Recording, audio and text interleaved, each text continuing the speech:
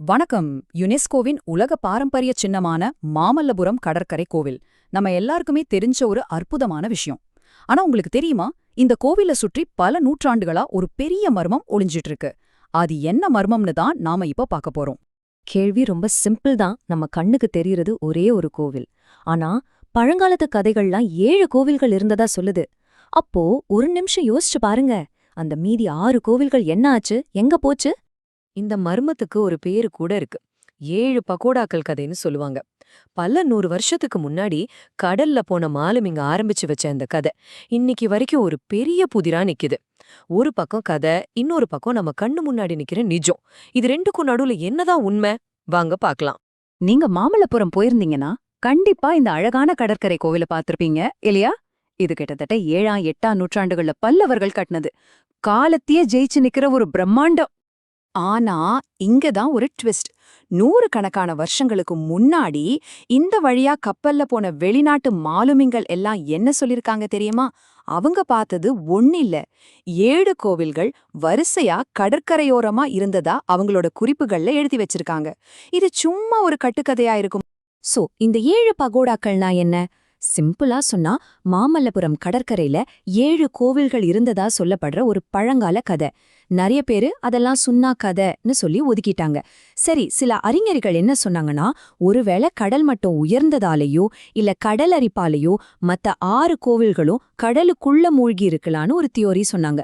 ஆனா இதுக்கெல்லாம் எந்த ஒரு ப்ரூஃபும் ரொம்ப காலமா இல்லாம இருந்துச்சு.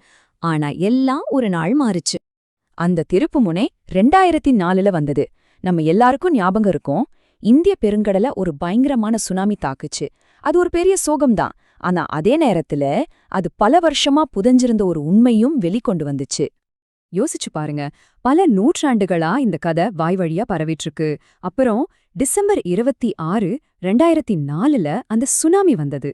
சுனாமி வந்த வேகத்துல கடல் தண்ணி கொஞ்ச நேரத்துக்கு வேகமா பின்வாங்குச்சு.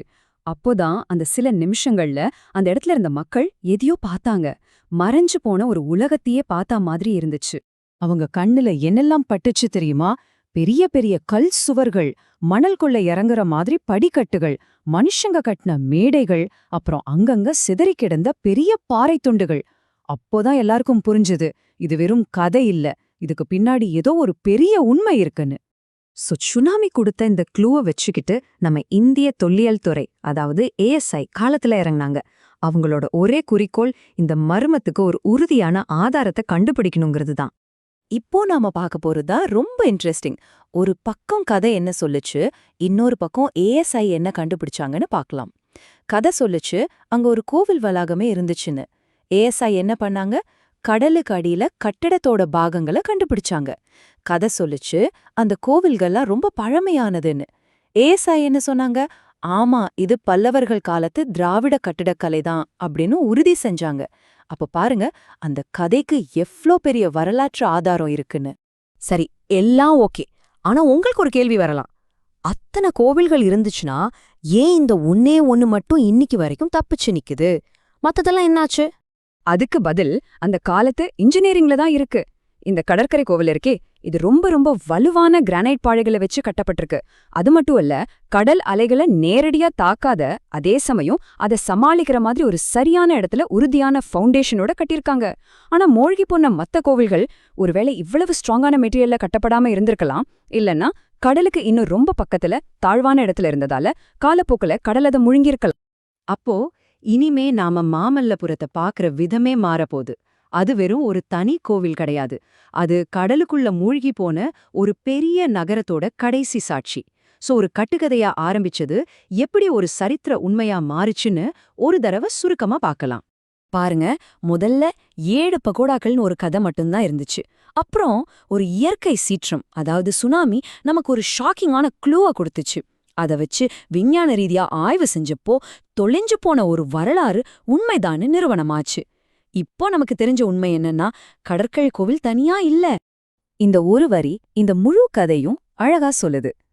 கடற்கரை கோவில் ஒரு தனி நினைவு சின்னம் அல்ல, அது கடலில் மூழ்கிய ஒரு பெரிய பல்லவர் நகரத்திற்கு கடைசி உயிர்ச்சாட்சி. சிம்பிளா சொன்னா, அந்த காலத்துல சொன்ன கதை வெறும் கட்டுக்கதை இல்ல, அது ஒரு தலைமுறை இன்னொரு தலைமுறைக்கு கடத்தின ஒரு வரலாற்று நினைவு. இப்போ கடைசியா ஒரே ஒரு கேள்விதான். மாமல்லபுரம் மாதிரி நம்ம கண்ணுக்கு தெரியாம கடலுக்கு அடியில இன்னும் எத்தனை உண்மைகள், எத்தனை நகரங்கள், எத்தனை கதைகள் நமக்காக காத்துக்கிட்டு இருக்கு? ஒரு நிமிஷம் யோசிச்சு பாருங்க.